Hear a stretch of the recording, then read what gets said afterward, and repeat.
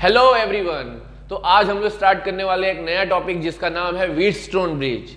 ये भी एक डिवाइसेस है और इस पर्टिकुलर डिवाइस से बहुत सारे क्वेश्चंस एग्जाम्स में आते हैं। हो सकता है कि डायरेक्टली ये टॉपिक को ही एक्सप्लेन करने आए या इसके बेस पे जो एप्लीकेशन है, जो नेक्स्ट टॉपिक है हमारा मीटर ब्रिज, उससे क्वेश्चंस आ जाए, या तो इसके बेस पे क्या होते हैं कॉम्प्लेक्स सर्किट में न्यूमेरिकल्स आते हैं जिसमें डायरेक्टली व्हीटस्टोन ब्रिज का कॉन्सेप्ट यूज होता है। तो let's start the Wheatstone bridge. तो ये जो व्हीटस्टोन ब्रिज है ना, ये बेसिकली एक साइंटिस्ट ने दिया था जिसका नाम था सर चार्ल्स एफ व्हीटस्टोन। मैं क्या बता रहा हूं कि सर चार्ल्स एफ व्हीटस्टोन के नाम के एक साइंटिस्ट थे। उन्होंने 1843 में कॉन्सेप्ट को, सोचो कितना पहले इस कॉन्सेप्ट को दिया था।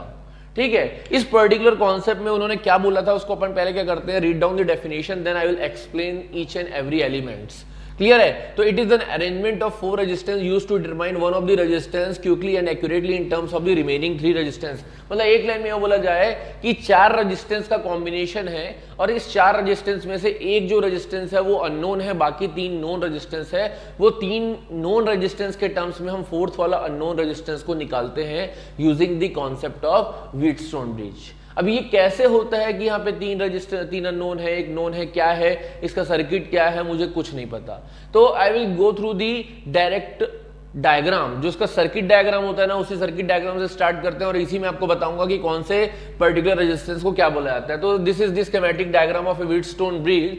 यहाँ पे जनरली क्या होता है ना, इस तरीके से डायमंड स्ट्रक्चर बनता है जिसमें एक आर्म में P रहता है, एक आर्म में Q रहता है। P, Q, RS are the resistance.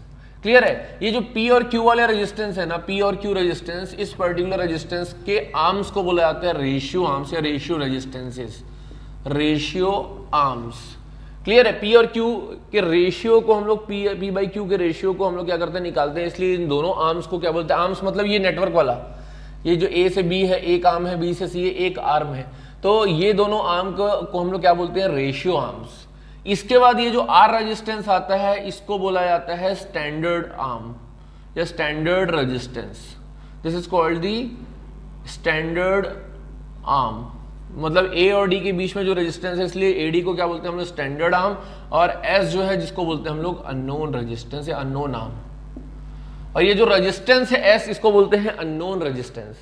अब समझने की बात ये है कि P बाई Q का रेशियो हमको पता है, R की वैल्यू को चेंज कर करके हम लोग क्या करेंगे, इस तरीके से सेट करेंगे ताकि हमको ये S निकालना है। S निकालना है, R की वैल्यू को चेंज कर सकते हैं, P बाई Q को रेशियो पता है। अब लॉजिक क्या कहता है समझना कि R की वैल्यू यानी कि इस रेजिस्टेंस की वैल्यू को इस सर्किट में, साथ में एक और चीज याद रखना, ये जो बैटरी है ये बैटरी भी A और C से कनेक्टेड रहेगी। अब मेरे इस पर्टिकुलर व्हीटस्टोन ब्रिज के कॉन्सेप्ट को समझने की कोशिश करना। ये तो सर्किट है, इसमें P by Q ratio arm हो गया, R वेरिएबल या स्टैंडर्ड आर्म हो गया। मतलब रेजिस्टेंस R की वैल्यू को इस तरीके से चेंज करेंगे कि हमको S की वैल्यू निकल जाएगी। बट कैसे, यही लॉजिक को समझना है हमको कि ये 4 रेजिस्टेंस के बेस पे हम कैसे निकालने वाले। तो just try to understand the concept. हम लोग क्या करेंगे, R वाले रेजिस्टेंस को इस तरीके से वेरी करेंगे कि ये जो गैल्वेनोमीटर है जो B और D के बीच में लगा हुआ है, उस गैल्वेनोमीटर में डिफ्लेक्शन 0 हो जाए।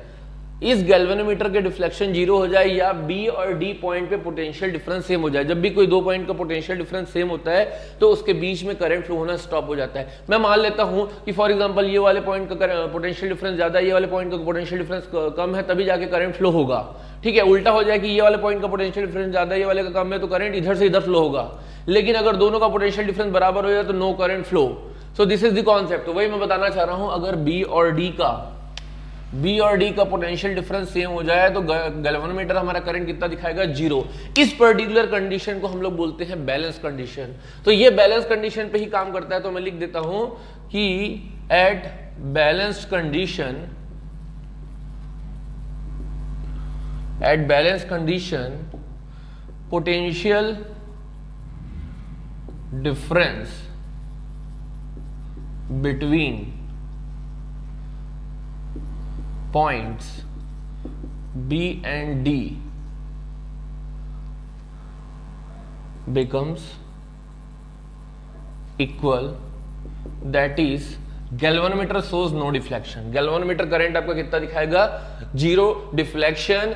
इस केस में, इसी को बैलेंस कंडीशन के केस में आपकी जो वैल्यू आएगी वो आएगी at balance condition P upon Q is equal to R upon S। ये बैलेंस कंडीशन की कंडीशन है जहां से आप अननोन रेजिस्टेंस एस को निकालोगे, this will be nothing but ये आ जाएगा एस इधर चले जाएगा, क्यू अपॉन पी हो जाएगा, तो ये आ जाएगा Q upon P into are.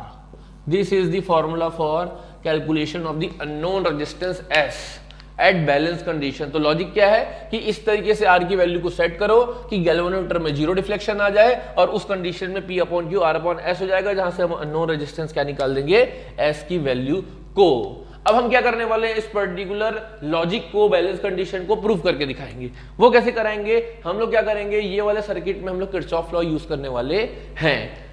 तो लेट्स प्रूव इट।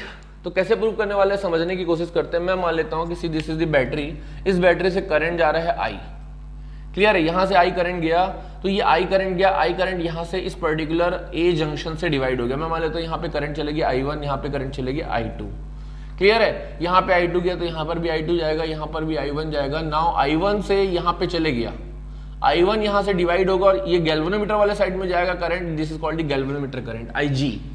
यहां से I1 था तो IG चले गया, बचा हुआ पोर्शन किधर जाएगा, दिस इज हियर, यानी कि I1 minus IG, this current flows here I1 minus IG। अभी IG करंट आया, IG करंट आया, इस पर्टिकुलर जंक्शन D में देखिए I2 भी जा रहा है और IG भी जा रहा है, दोनों मिलके इधर जाएंगे, ये कितना हो जाएगा आप लोग को I2 प्लस IG। यहाँ पे कितना करंट फ्लो होगा, I2 प्लस IG। अब इस C जंक्शन में पहुंचने के बाद I2 प्लस IG और I1 माइनस IG ऐड हो जाएंगे, यानी कि I1 minus IG plus I2 plus IG, this is the check point. तो क्लियरली देखिए IG कैंसिल, तो आएगा क्या है यहाँ I1 plus I2 nothing but I, क्यों, क्योंकि यहीं पे I1 I2 के फॉर्म में डिवाइड हो रहा था, यानी कि I1 plus I2 is equal to I। तो ये चेक पॉइंट भी था कि वापस से इस पर्टिकुलर नेटवर्क में हमारा I करंट फ्लो हो गया। इस तरीके से हम लोगों ने क्या किया, पूरा करंट यहाँ पे इस पर्टिकुलर व्हीटस्टोन ब्रिज में लगा दिया। अब हम लोग क्या करने वाले हैं, अप्लाई करने वाले हैं KVL। तो अप्लाइंग, so tired, हाँ, applying KVL in loop, ये हो गया हमारा कितना, ABDA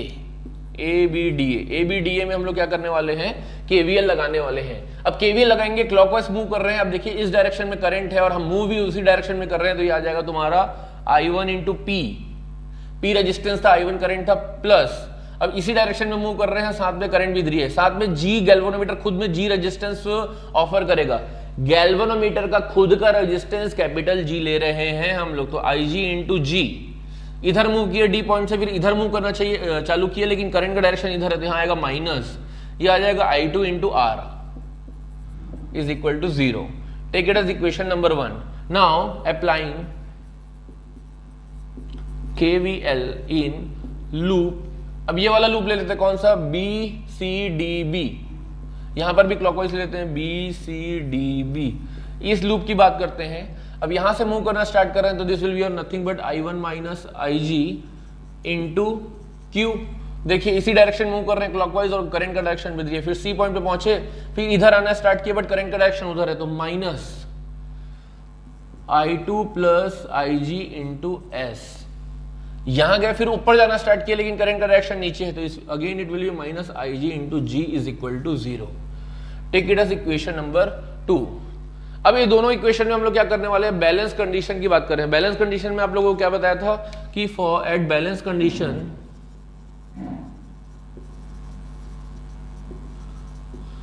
आपका IG इज इक्वल टू 0, यानी कि गैल्वेनोमीटर करंट आपका 0 हो जाएगा, क्योंकि B और D पॉइंट का पोटेंशियल डिफरेंस सेम हो जाएगा। तो अपन क्या करेंगे, 1 और 2 में IG की वैल्यू 0 पुट करने वाले हैं।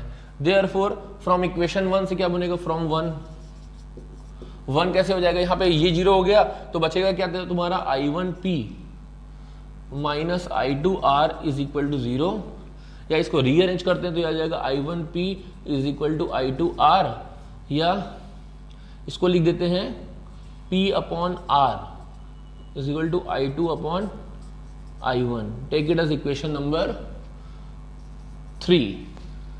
क्लियर है, इसको मैं आगे और कर रहा हूं, इक्वेशन नंबर 3।